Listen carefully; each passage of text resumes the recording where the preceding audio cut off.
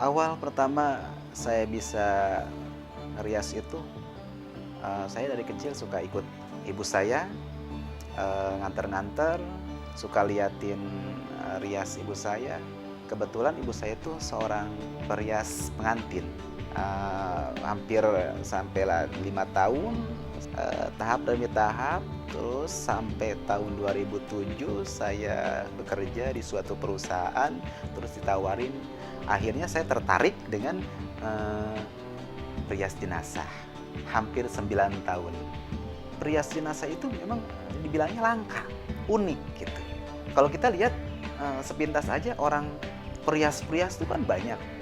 Perias pengantin, perias model, terus ada perias banyak dan lain-lain sebagainya. Tapi yang namanya perias jenazah itu bisa dihitung 1001 dibilangnya. Awalnya sih keluarga termasuk istri saya itu tidak memperbolehkan karena keluarga itu merasa ketakutan.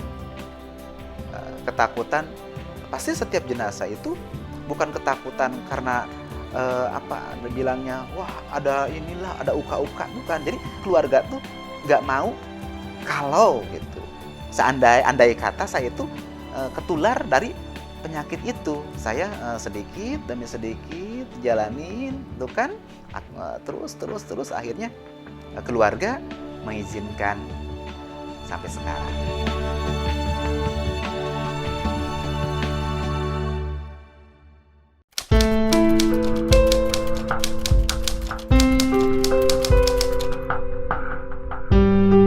Jenazah Kristen itu dirias. Itu saya percaya bahwa itu berasal dari kebudayaan Eropa yang masuk ke Indonesia. Karena di dalam budaya Israel kalau kita membaca tidak ada dirias, dirempah-rempahi ya, tapi tidak dirias. Tapi kalau yang masuk ke Indonesia jenazah dirias itu berarti karena yang membawa ke Indonesia adalah orang-orang Eropa pada waktu mereka mulai berdagang, pada waktu Belanda mulai masuk. Jadi mungkin abad-abad ke-18 itu sudah 18 atau 17 mungkin ketika mereka membawa agama Kristen, Katolik ke Indonesia, di situ juga kebudayaan mereka ikut masuk.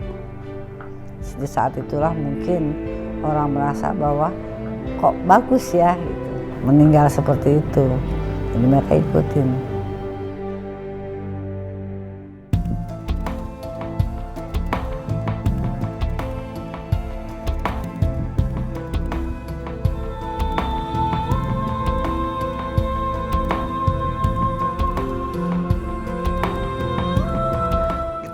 Antara kita merias orang hidup sama orang yang meninggal itu tentu jauh beda. Tentu jauh. Sekarang orang hidup kita rias, mungkin dia kekuatannya dari pagi sampai sore, mungkin acara pernikahan atau model gitu kan, nggak sampai untuk beberapa hari, gitu kan. Kalau merias jenazah itu kan dia kadang minimnya itu sampai 3 hari, maksimalnya tuh dia kadang-kadang sampai seminggu. Dari sisi waktunya, mungkin dari penyakitnya juga, itu sangat beda. Tingkat kesulitannya juga memang sulit. Contoh ya, ada jenazah meninggal ya, terus di rumah sakitnya itu dia tuh bekas selang atau ventilator jadi lecet ya. Itu tingkat kesulitan, gimana caranya bekas lecetnya itu hilang pas di make up itu. Kedua, ada juga bekas tabrakan atau yang kecelakaan atau gantung diri, ya. Terus ada yang pembunuhan, gitu kan. Itu mukanya tuh gimana caranya sih mukanya tuh bisa bagus sebagus mungkin.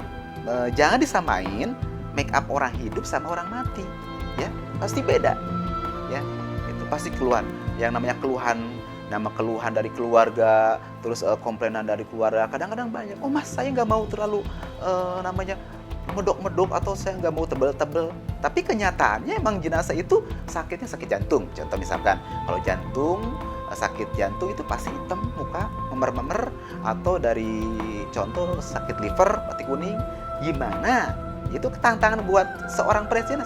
Gimana caranya gitu kan supaya itu namanya kuning di kulit atau hitam dari muka itu bisa tertutup dengan bedak. Nah, itu tantangan bagi saya.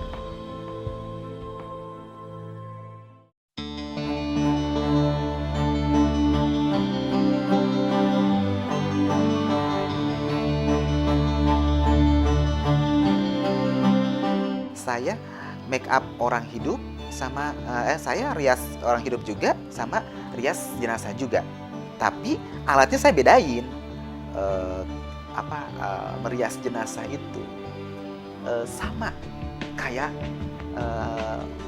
merias pengantin, model sama. Cuman ada trik-trik tertentu buat merias jenazah. Ya, pertama kita bersihkan mukanya, baru kita pakai bedak pertama, bedak dasar forensik ya. Baru kita tingkat tahap kedua ya. Itu pakai bedak tabur ya. Kita kasih bedak tabur. Sudah beres, sudah merata pakai bedak tabur sampai ke leher sama kuping itu beda. Jadi kita bedaknya tuh sampai kuping.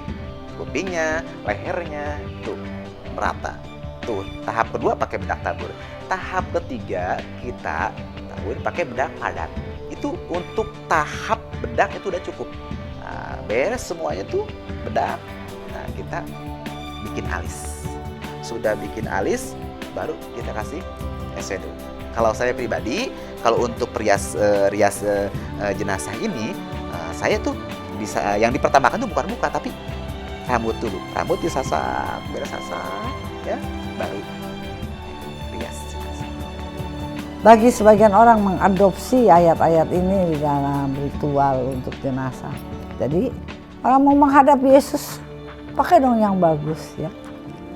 Pakailah yang rapi. Pakailah pakaian yang manis dan yang pantas. Di dalam kitab Wahyu pasal 21 dikatakan ada pesta pernikahan anak domba dan kita semua akan hadir di sana. Berarti kan kita mesti siap dengan baju pesta. Disitulah konteks itu membuat semakin kuat untuk orang Kristen pakai pakaian yang bagus, pakai jas gitu.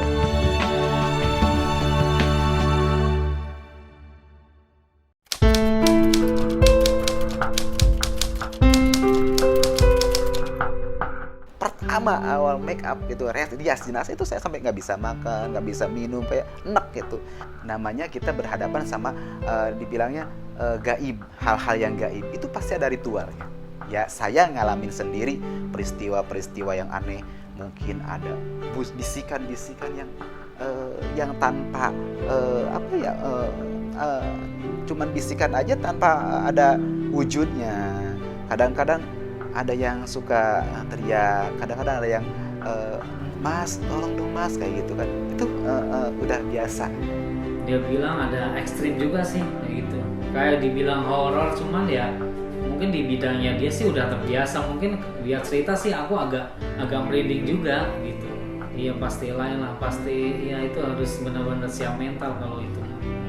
Cuman kalau aku belum siap sih kalau jalanin itu yang perias jenazah itu.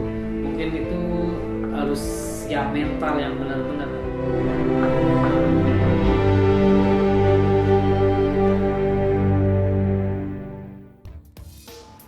Sebenarnya sih kalau untuk mahir dibilang top sih saya sebagai perias jenazah sih belum.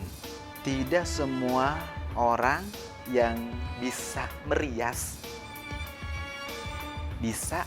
jenazah, tidak bisa. Guru yang paling berharga itu adalah pengalaman. Nah, di pengalaman itu saya buka, ternyata oh harus gini. Tahun, 2 tahun, 3 tahun akhirnya kelihatan, oh harus gini caranya. Oh, bagusnya kayak gini, gitu kan. Nah, baru kelihatan. Di Indonesia itu belum ada yang namanya kursus atau kuliah bidang rias jenazah. Mungkin kalau di luar negeri sudah ada.